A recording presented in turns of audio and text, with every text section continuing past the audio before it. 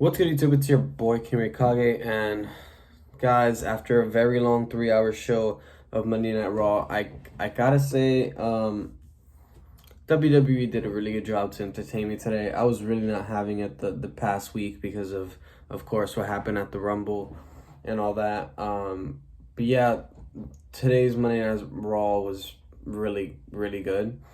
We'll start off with the matches I'm gonna forget first. So Nikki ASH versus Rhea Ripley. It was a decent match. Hopefully this is the last match as well because Rhea Ripley won, which hopefully makes Nikki ASH turn back to Nikki Cross or something like that. But drop the whole hero gimmick. That would be nice. We had The Miz versus Dominic Mysterio. It was a fast match. The Miz won. He needed a win after losing so much. He lost at Day 1. He lost at Royal Rumble. He needed a win, so it makes a lot of sense for him to win. Then we had Alpha Academy and Matt Riddle have their little scooter race in where Chad Gable won because of Otis interfering. That turned into a fight between Otis and Matt Riddle.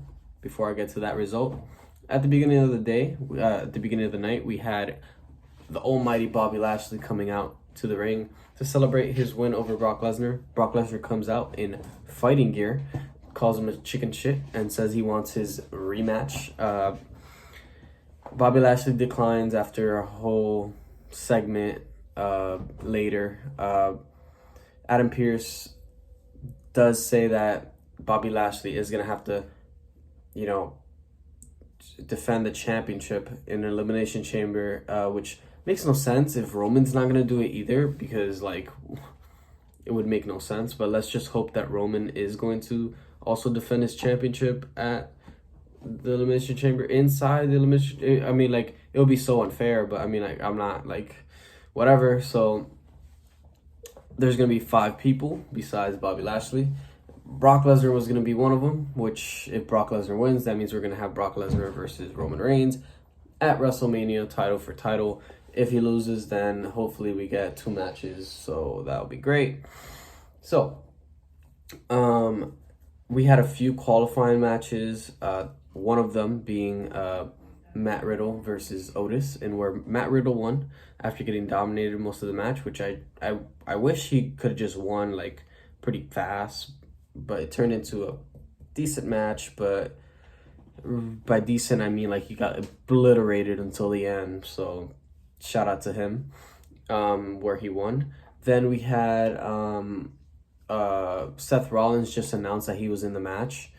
Kevin Owens was like, oh, you should tell Adam Pearce that if he doesn't put Kevin Owens in the match, then he's going to walk out of the match.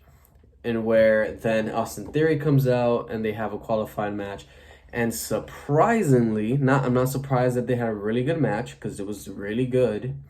But surprisingly, Austin Theory won, which I'm assuming he's probably going to be the first one out in the Elimination Chamber, unless they just give him the championship, which I highly doubt it. And we know he's not going to pin. He might pin AJ Styles, but he's not going to pin Bobby Lashley. He's not going to pin Brock Lesnar. We all know that, unless they're already eliminated after he comes out. Then, so right now we have Brock Lesnar, Bobby Lashley, Seth Rollins, and Austin Theory. Then we had another qualifying with Matt Riddle. Then we had our main event, which was another qualifying match. It was between Rey Mysterio and AJ Styles in a phenomenal, no pun intended, phenomenal match, and where AJ Styles won. Then we also had a Carmella versus Bianca Belair match. It was decent, but the crowd wasn't there for it most of the time, so Bianca had to start screaming at them to give her energy so she could do a super bomb and then just win the match. So shout out to that.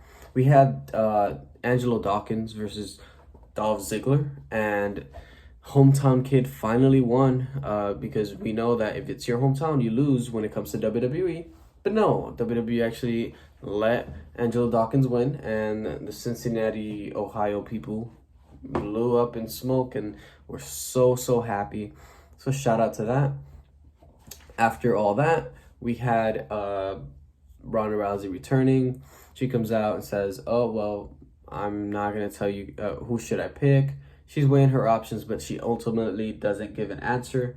That leads Becky Lynch to come out and interrupt her, and where she tries to bait her to say her name, but then Ronda flips her and takes the mic and says, "Well, you're gonna have to wait till Friday," and leaves. And then Lita comes out and she's like, "Oh, well, Ronda's so rude," and they start agreeing. And then she's like, "Oh, you're a fighting champion." She's like, "Yeah, I am a fighting champion."